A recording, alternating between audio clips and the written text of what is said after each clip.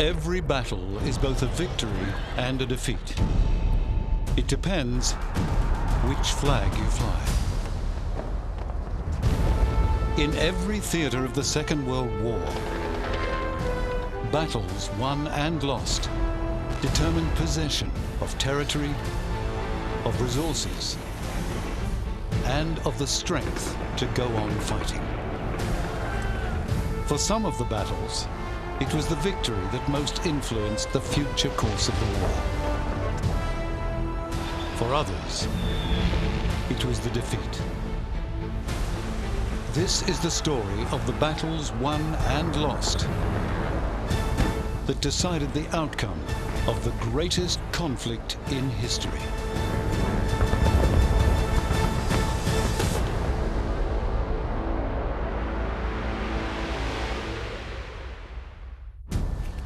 The battles of the First World War were battles of attrition, opposing armies hardly moving between lines of trenches. The battles of the Second World War were different. In this episode, we study tank battles, blitzkrieg, commando raids, amphibious landings, and mobile warfare in the desert.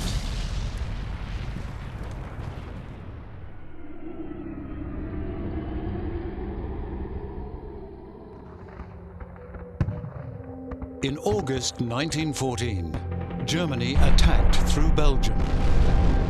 The attack failed, and the conflict turned into a war of attrition, which Germany was never going to win. In May 1940, Hitler gambled. The war in the West would end quickly, or he would follow the Kaiser into oblivion. Hitler is very interested in invading very rapidly.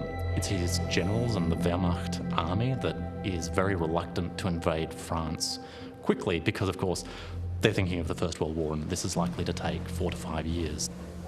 So there's a lot of emotional attachment to the idea that this is the First World War, but this time Germany will win. Plan Yellow had designed a German thrust along the lines of the opening offensive of the First World War. But Plan Yellow had fallen into the hands of the Allies, which created the opportunity for General Erich von Manstein. Yes, France was ready to be plucked. The whole force of the Nazi might was turned toward the west. How would they strike this time? Through Alsace-Lorraine as in 1870? Through the Low Countries as in 1914? What was the 1940 model conquest? Manstein's plan proposed an alternative route, outflanking the French defensive Maginot Line not by marching through Belgium, but by crashing through the forest of the Ardennes. The French are expecting Germany to come in much the same direction as they did in the First World War, and this means that they're in a quandary relatively quickly because they haven't actually planned or prepared for an attack through the Ardennes forest.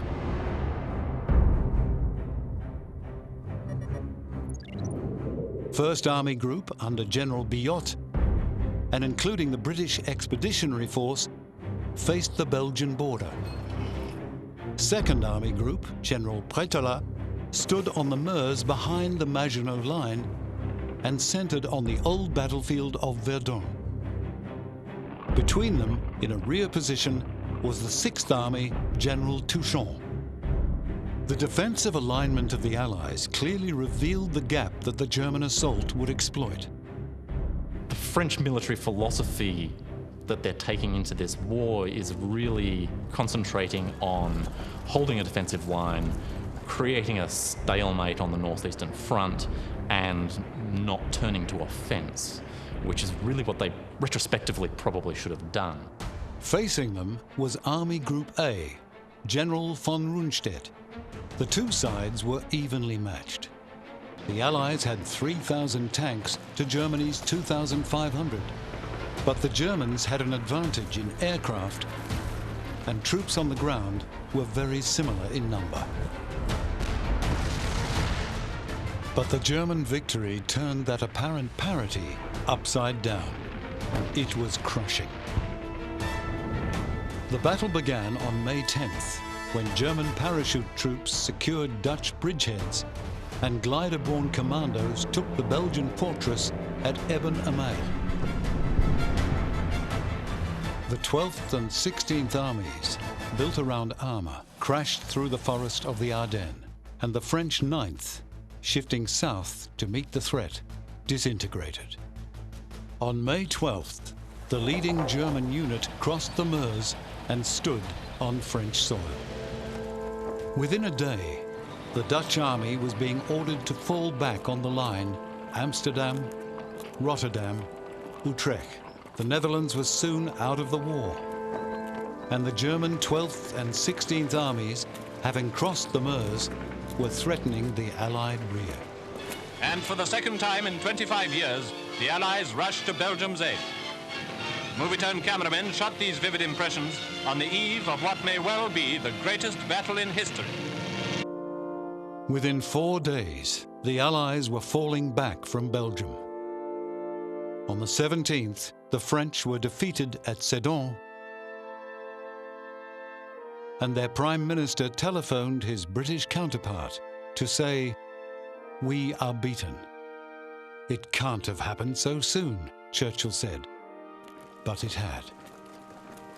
The Germans were into open country, sweeping up behind the Allies. The main criticism you can really make of the French army is that they're slow at reacting to a new situation. And this is one area where it seems the German army is faster. Some of the tank groups which move to the Channel go well beyond what they're supposed to do. They're getting orders to halt, they're getting orders to stop, to let the rest of the troops come catch up, but they don't do it. A young commander named Erwin Rommel pretended to have lost radio contact so that he did not have to check the forward surge of his 7th Panzer Division. On May 18th, he reached Cambrai before being ordered to halt. When the attack resumed, 3 commanders, Rommel in the north, Reinhardt in the center, Guderian in the south, smashed through to the coast. The Allied force had been divided. And with the 6th and 18th German armies moving forward, the Allies were being pressed on 2 fronts. Once the Germans do break through, the French don't really counterattack. Mainly because they're in a defensive mentality whereby their idea is that the best thing to do is to plug the holes in whatever line they have, fall back, and act defensively. And this also creates further problems, and if they're creating a defensive line, they tend to spread out their tanks. Whereas if you're going to have offensive counterattack, you bunch them together, and once you've spread them out, it's actually difficult to get them back together in time to counterattack. On May 25th, Boulogne fell. Calais 2 days later. The day after the British had begun to evacuate the forces trapped at Dunkirk. And the day that King Leopold offered the Belgian surrender. At the beginning of June, the Germans turned south, smashing through Allied resistance on the Somme. The following day, June 10th, Italy entered the war as an ally of Germany. 3 days later, German troops entered Paris. This had been the dream of the Kaiser in the last war. Hitler achieved it. On June the 16th, less than 6 weeks after the offensive had been launched, France sought an armistice. The French government has capitulated. 22 years ago, a great marshal of France received the surrender of the German army. Now his former colleague, another marshal, signs abject terms of surrender for France. We left France in June 1940, when France collapsed. And I went to England, and then I heard that de Gaulle was carrying the war beside the British. We decided to join de Gaulle.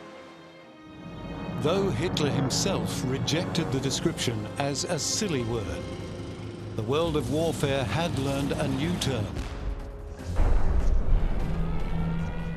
blitzkrieg.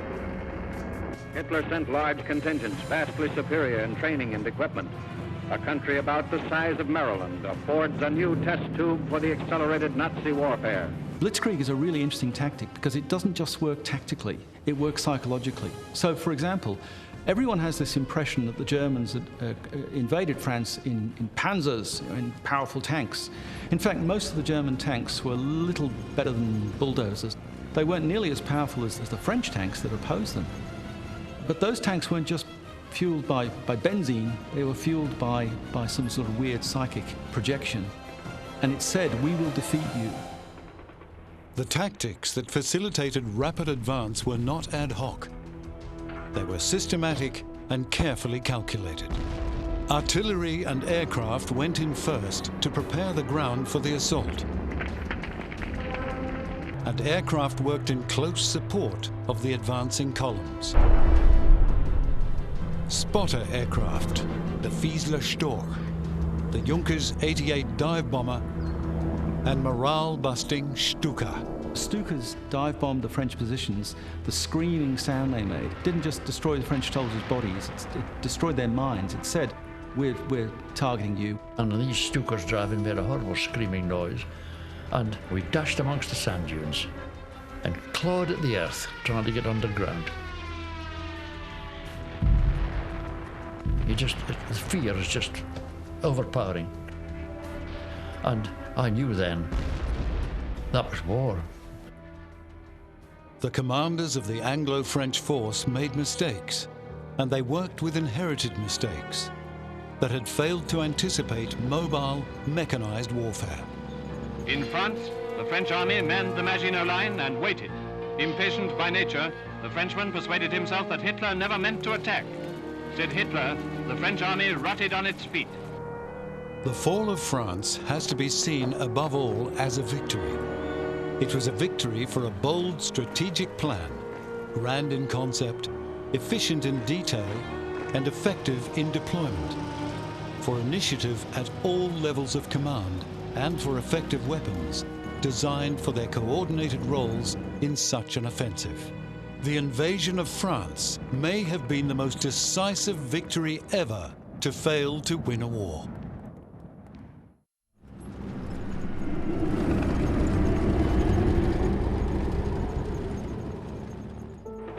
After the fall of France, with most of Western Europe under Nazi control, Hitler turned east, invading the Soviet Union. By 1943, he faced a dilemma. The invasion of Italy was imminent. The Second Front would follow, but the greatest part of his force was still deep inside Soviet territory. Hitler looked for a decisive action that would allow him to withdraw troops to face the threat in the West. The Battle of Kursk basically arises out of the last stages of the Battle of Stalingrad. When the Soviet winter offensive began in 1941-1942, Stalin is really overextending his reach. He's attempting to do too much, and that's exactly what happens at Stalingrad. Yes, the Sixth Army has been destroyed. Yes, the Soviet forces have driven into the Caucasus and into the eastern part of the Ukraine, but as they keep trying to attack, Manstein, the commander of Army Group South, is falling back on his centers of supply and resources. He is able to build an operational reserve, and then he is actually able to strike back against overextended Soviet forces. If the Red Army could be dealt a hammer blow, then, and only then, could Hitler consider transferring divisions from the Eastern Front to meet the threat in the West. The ebb and flow of the fighting had created a bulge in the Russian line, a salient. The Kursk salient is essentially named because the city of Kursk is in the middle of this bulge. And to understand it, it's a very large bulge. It's 250 kilometers north to south, and it's about 160 kilometers in depth. And the basic idea that Manstein has is, after this success, this counteroffensive against the Soviets, he sees an operational opportunity. If we could pinch off that salient, there would be an operational success there. But the window of opportunity is quite short. And so, Operation Citadel took shape. It's clear, too, that Hitler has massed his tanks and planes and men and thrown into this sudden onslaught just about the heaviest weight of material and manpower of any battle on the Eastern Front. Von Manstein's Army Group South would carry the battle. Von Manstein planned for Walter Model's 9th Army with 1,000 tanks to attack from the north and Hermann Hoth's 4th Panzer Army, 1,200 tanks, to swing from the south. They would meet at Kursk.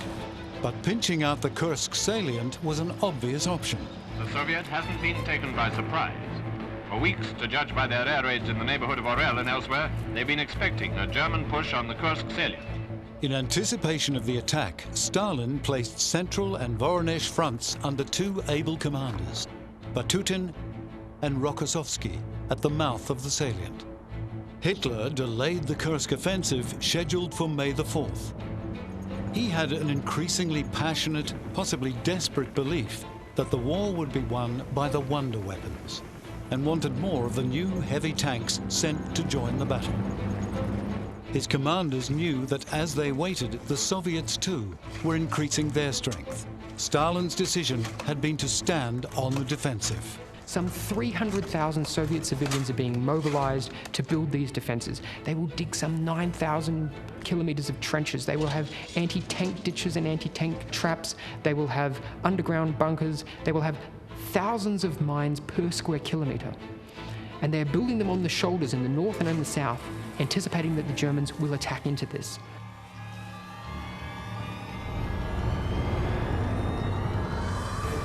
The Great Battle opened on July the 4th, a huge coming together of armor.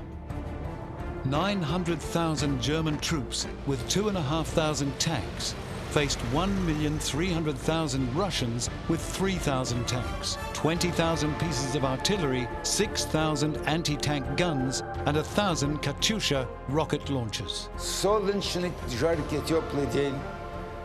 Дали команду. Первые мы только эшелоном шли в атаку. Как забила артиллерия, как засвистели, это, оказывается, ракета летит, за ее можно наблюдать, хвостиком она летит. A bombardment by air and artillery began the German offensive. Engineers moved forward at night to clear minefields. Страшно. Бомба свистит, она свистит не видно где. А как рвутся снаряды от минометов, они сильный минометный огонь. Я уже не говорю, там автоматы, там пулеметы строчили. After smashing through the Soviet lines, the 2 great German armies would power on, join up, and trap a huge Russian force in the nipped-off salient. But that didn't happen. After 48 hours, the Germans had penetrated a little over 10 kilometers in 3 sections of the Soviet front. Hoth's formations made a strong push, forcing the Russians to send reinforcements to hold the advance. But progress slowed. By the 9th, Hoth had advanced at best little over 30 kilometers, with significant losses. On the 10th, he was obliged to bring up his reserves. In the north, Model was less successful than Hoth, his furthest advance being barely 20 kilometers. And on the 11th, Zhukov and Vasilevsky counterattacked. Russia's reply to the opening of the attack was powerful and prompt.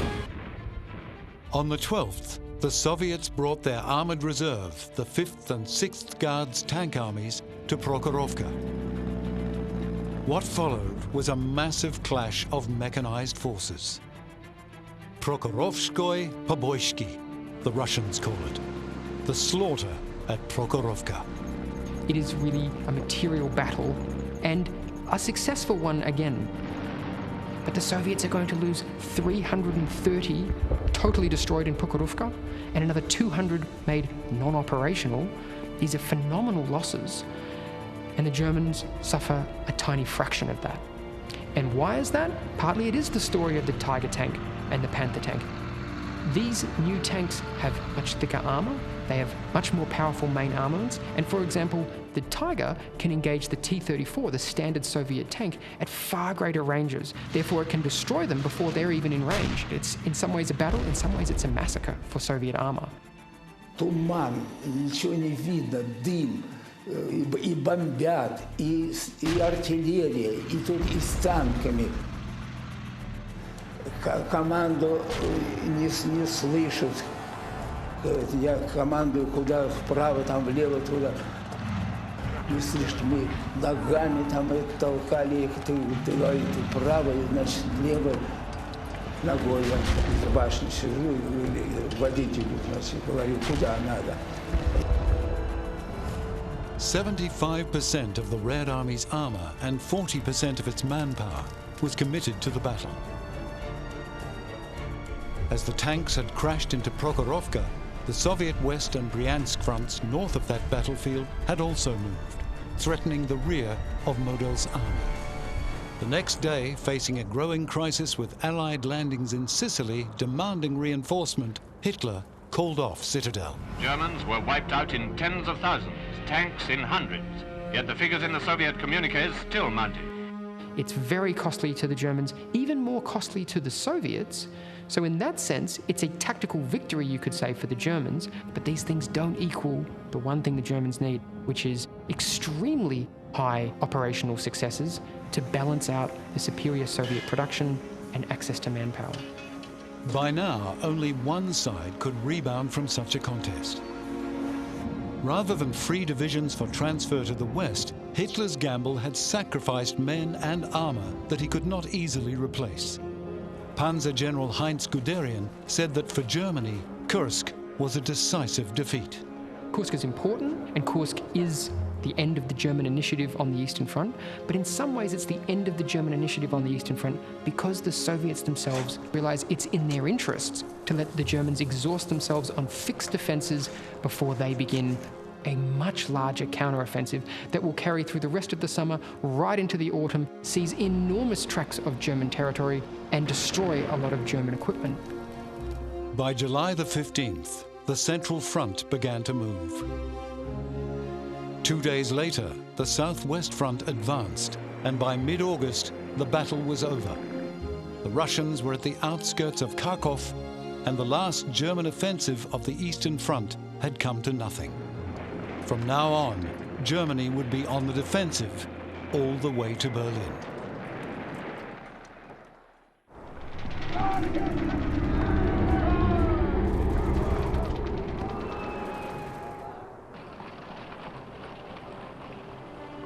The rapidity with which the Third Reich swept over and imposed the rule of occupation on such a vast part of Europe encouraged a form of warfare that had been little practiced: operations behind the lines. But the Second World War gave a real impetus to the formal organization of special operations. Units formed and trained specifically for such actions. Churchill, as a young man, had been a war correspondent and a soldier in the Anglo-Boer War in South Africa. He'd been very impressed with the highly mobile forces of the Boer opposition. He wanted something along those lines, small raiding forces that could strike at the Germans, but without requiring massive forces. And so he ordered that these units be created. He gave them the name of the Boer units in the Boer War, and he called them commandos. It was such units, commando units, that carried out the raid on Saint-Nazaire. It was called Operation Chariot. Concern for the safety of merchant shipping was behind the raid. Britain, so long in receipt of the bounty of its vast maritime empire, was, despite vigorous wartime efforts, dependent on imports for much of its essentials. There were two main threats to the Atlantic convoys. One were the U-boats. That was the biggest threat.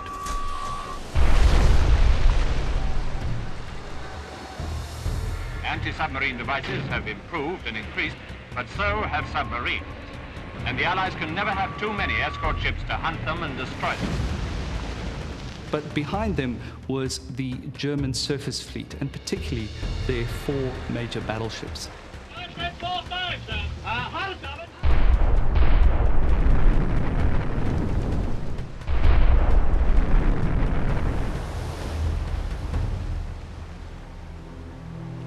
They operated out of bases on the French coast, and importantly, from one base with one very significant feature.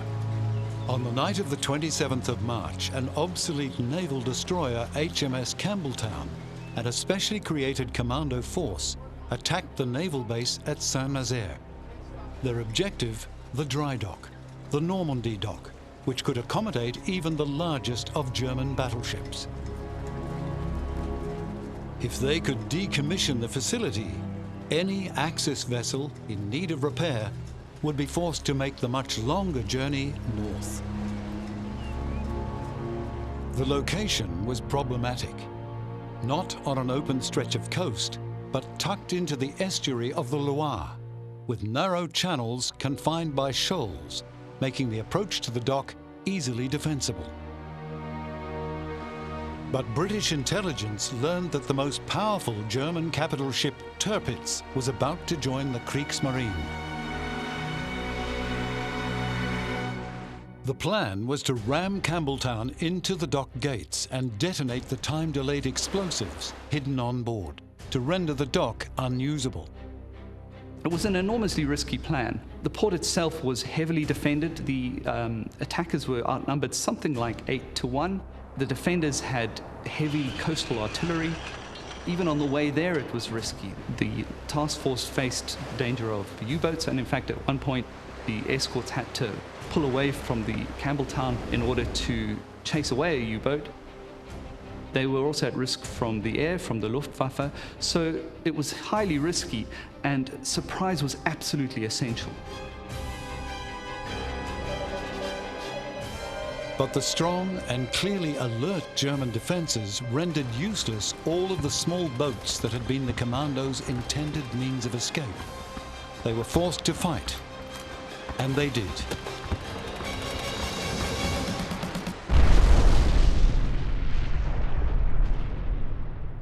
They managed to blow up the dock, but it came at an incredible cost. Almost 2/3 of the force that carried out the raid were either killed or captured, so it was an enormously costly operation. It did, however, have the intended effect. Tirpitz never did relocate from her base in Norway, and so the Atlantic convoys were protected from that potential threat. Almost 1 in 4 of the raiders received some form of gallantry award, and the highest such award in the British Army, the Victoria Cross, was awarded to 5. Many rewards for gallantry were presented by the King at a recent Buckingham Palace investiture. Commander Ryder received the award for exceptional valor and devotion in the raid on Saint-Nazaire. Apart from achieving the immediate goals, the raid had other important effects on the war, one of which was simply to massively boost British morale.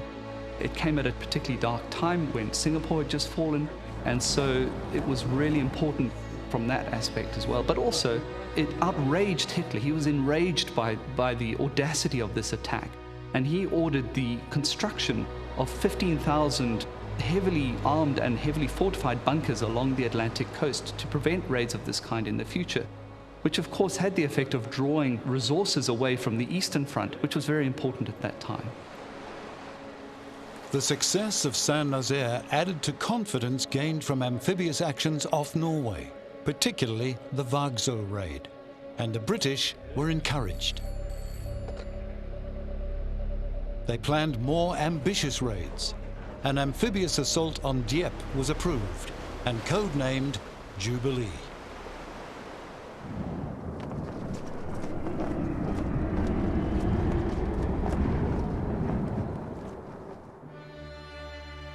Yesterday morning at 2:41 a.m., General Jodl, the representative of the German High Command, and of Grand Admiral Dönitz signed the Act of Unconditional Surrender to the Allied Expeditionary Forces and simultaneously to the Soviet High Command.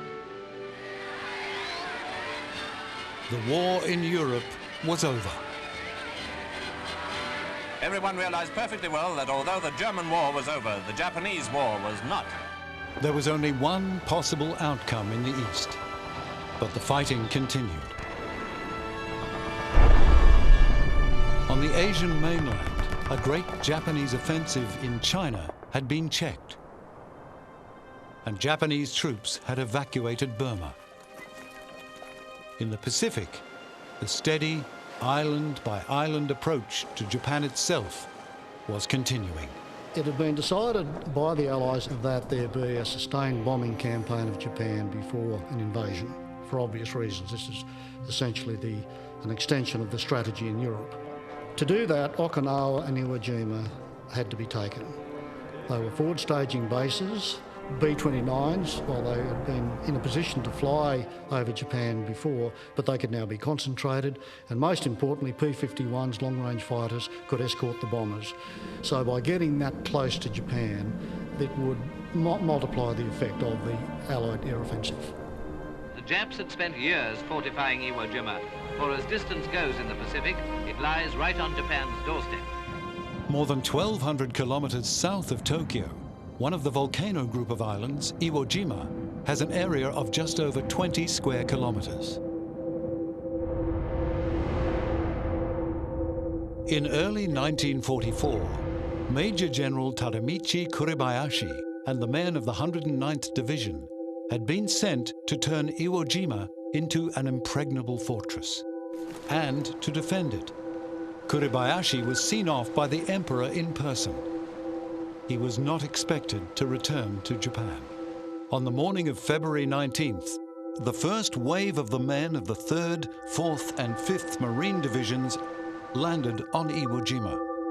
If their losses were too great, the Pacific strategy may have been thrown into doubt. The Japanese had a way of making underwater swimmers strap a bomb on their head, swim underwater, and bounce their head into the ship. And we had to stand over the rail with rifles to shoot them as they were coming towards the ship. Marines of the 4th and 5th Divisions went in towards the beaches under covering fire from their own ships, but also under heavy fire from Japanese batteries in well-concealed rocky positions on the volcanic island. Kuribayashi's plan was to hold fire until the beach was congested with Marines and all their equipment. Kuribayashi decided that he would dig in, he would not contest the landings. So in that sense, it was a different sort of battle. He only had 22,000 troops, and most of those were to die, but it was highly effective. The Marines were ready for suicide banzai attacks, but these did not come. Kuribayashi, who believed them to be wasteful, had forbidden them. Iwo Jima was a tough battle because of Mount Surabaki. They were bombarding it, but they weren't making any progress because of the tunnels that were dug there. As the battle ground on, the Japanese grew short of food, water, and ammunition. On February 23rd, Marines reached the top of Mount Suribachi, and 6 of them hoisted the flag. And Joe Rosenthal took one of the war's most famous photographs. Taking Mount Suribachi, of course, is now the symbol of an American flag raised so close to Japan at such great loss. So it plays well in the American narrative. The flag rising over Iwo Jima is really the American flag rising over the Asia Pacific. The taking of Suribachi was not the end of the fight. Japanese positions held out in the north of Iwo Jima.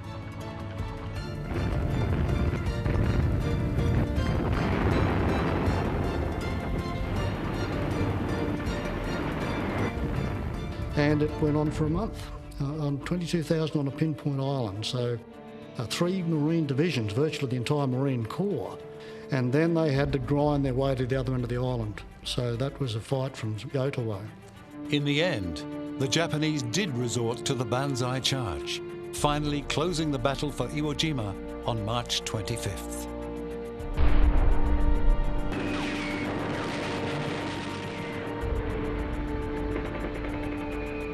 Through the slit of attack, one of the cameramen recorded this picture of the attack on Motoyama airfield. There goes a Jap, crawling to cover for the last time.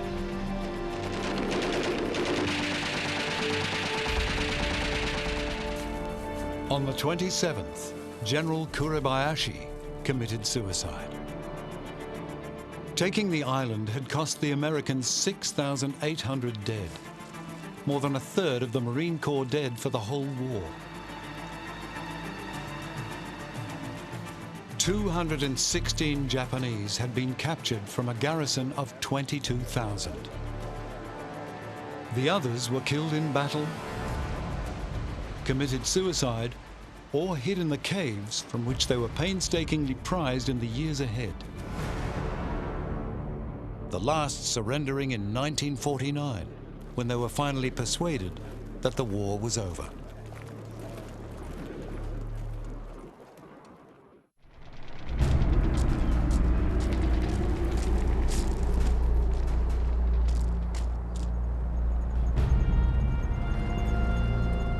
We got to a place directly opposite Tobruk, a place called City of Say. What would you expect to find there? Nothing. There was a stone, not a building, nothing. El Adam, Pearl Bush, Buck Park, all these names are part of the desert, but there was nothing there. Just the name. A pile of stones with a number on it.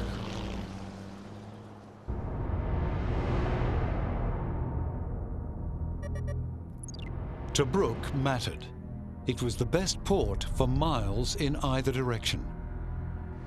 And it was a key to the supply of the armies in North Africa. So if you're thinking about the vast coastline of the Mediterranean, Tobruk is important because it has a deep water harbour. By possessing Tobruk, it meant that a military force freed itself up from having to transport its supplies, its ammunition, its fuel all the way from Tripoli. Going back the other way, it meant that if you were advancing westward from the direction of Egypt, that you could bring troops, supplies, ammunition forward. So it really lessened the reliance upon the roads as a means of conveying logistics. The first phase of the war in North Africa had gone badly for the Italians.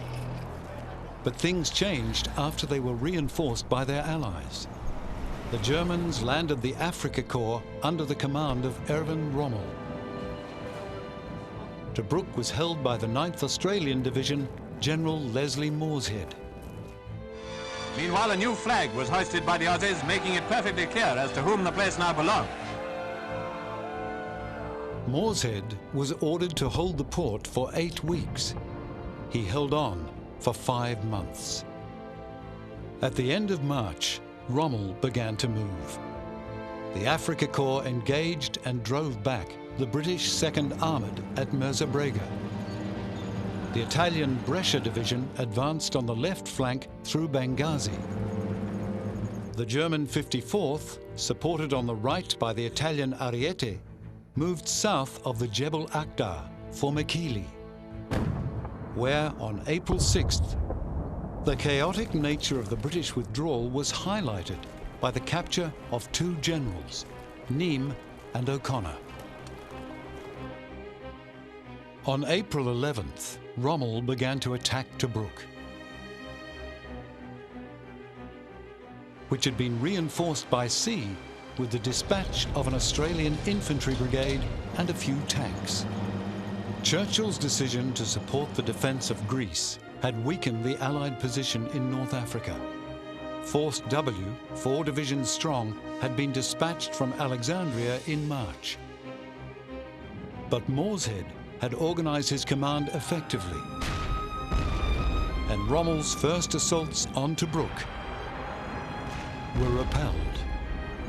If Morshead and his garrison could hold out, that would be a victory. Holding Tobruk was key to the outcome of the war in the desert in 1941.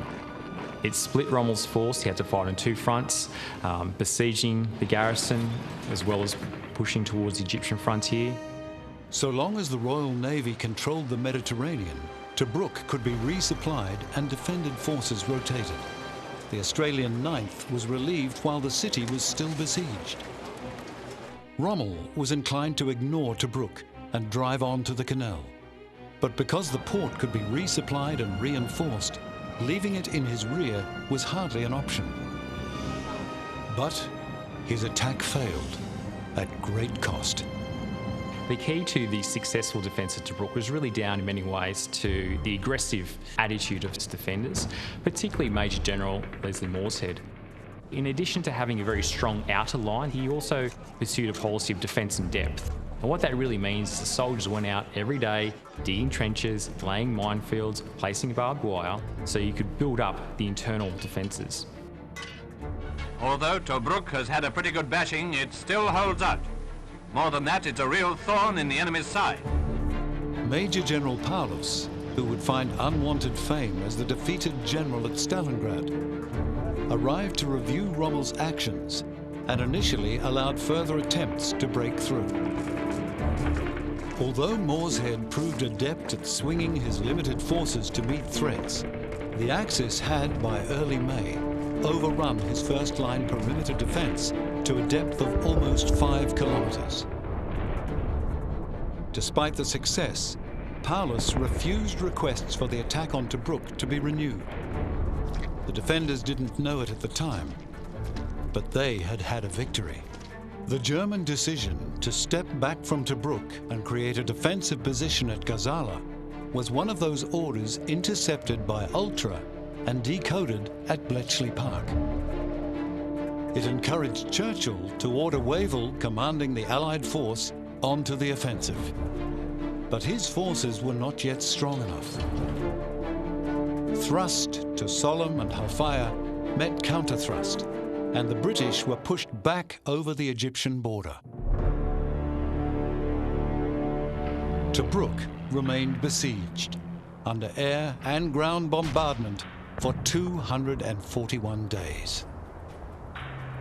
The message was, they came in the first to shoot gunning. And of course, we started riding like mad. Settle down, lie down, don't run. Pressure the ground, just stay there. By running around, you make yourself a target. And you can't pick out, you know. Tobruk held out. The Allies knew that Axis troops would halt at Gazala, so they began planning for the relief of the port.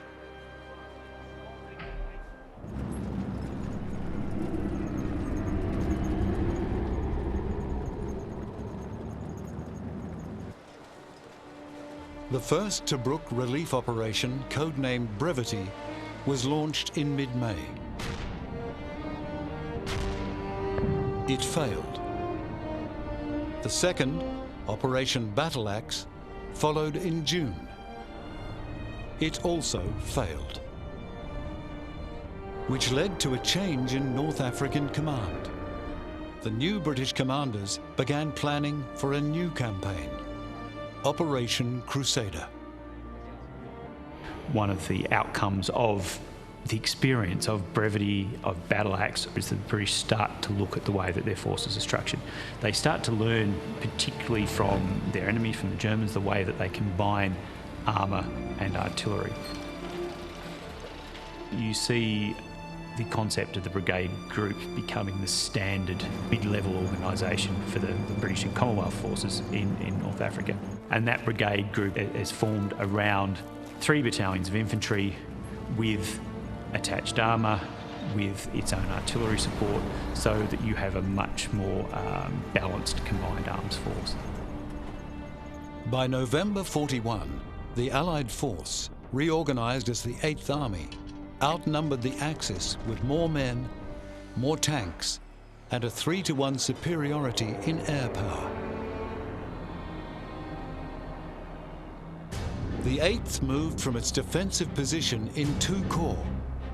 30th, which had most of the armour and would draw the Africa Corps into battle, and 13th, which would move to and along the coast.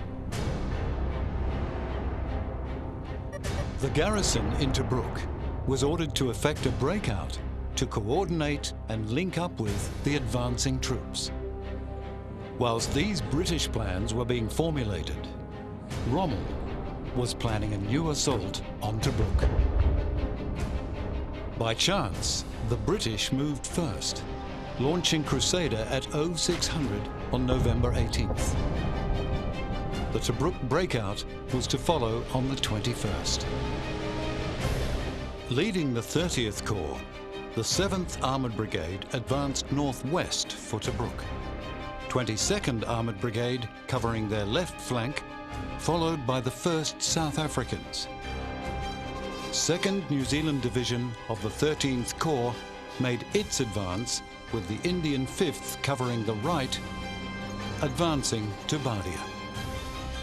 Rommel believed that Bardia would be enveloped and initially sent Afrika Korps to meet the challenge. But he soon realized where the threat lay and turned them to the relief of Sidi Rezai, where the airfield had already fallen. British armour now started to suffer badly from the panzers, and particularly from one of the most effective weapons of the war. The Germans in particular were well served by the 88mm anti-aircraft gun. It wasn't originally designed for use against tanks, but it was a high-velocity gun which was found to be very effective once dug in at destroying the British tanks. I remember they were losing tanks like mad to the 88s. In fact, so I watched a German 88. It fired 6 shots and burned up 5 tanks. The toll on the Allied force was tremendous. By late on the 20th, 4th Armoured that had advanced in support of 13th Corps was below 2/3 of its original strength. But Rommel was also faltering. He was starting to run short of fuel and ammunition. The next day, 70th Division inside besieged Tobruk made the breakout. When our big push in Libya began, the Tobrukers broke out too. Now they set out to join up with their comrades of the 8th Army, to raise the siege, to cut off Rommel and his panzers, to clear the Germans out. The 7th Armoured, scheduled to move up in support of the breakout, had reports from patrols of enemy armour and was obliged to meet this threat. By the end of the day, the 7th had lost 130 of its 160 tanks. Rommel now switched his attack. This maneuver became the famous dash to the wire being the Libya-Egypt border. What we need to remember at this point in time that Rommel is a very long way from his main source of supplies. So his drive to the wire really taxed his forces. It didn't manage to achieve what he wanted to do, but then given that he was now short on fuel, he was now short on ammunition, he was starting to lose tank streams through maintenance issues, he then had to start falling back. By now, the 70th out of Tobruk had linked up with the New Zealand Division advancing parallel with the coast at El Duda. Failing to deal with this, Rommel was obliged to fall back on the defensive line he had established at Gazala. Tobruk had been relieved, and though it was ultimately an inconclusive victory, it was one that the British were happy to trumpet, their first land victory against the Axis since the war had begun. It shows British and the Commonwealth forces are still fighting against the Germans. We're not giving up. And this is important to show to the Americans that, hey, don't write us off. We're still in this war against Hitler and Mussolini. Don't forget us. We're not a spent force just yet. Rommel continued his withdrawal, and the operation ended when Bardia fell to the 8th Army on January 17th. While all this was happening, the war was changing in far more significant ways. Japanese aircraft had attacked Pearl Harbor. The war had become global. And Britain now had a new and very powerful ally.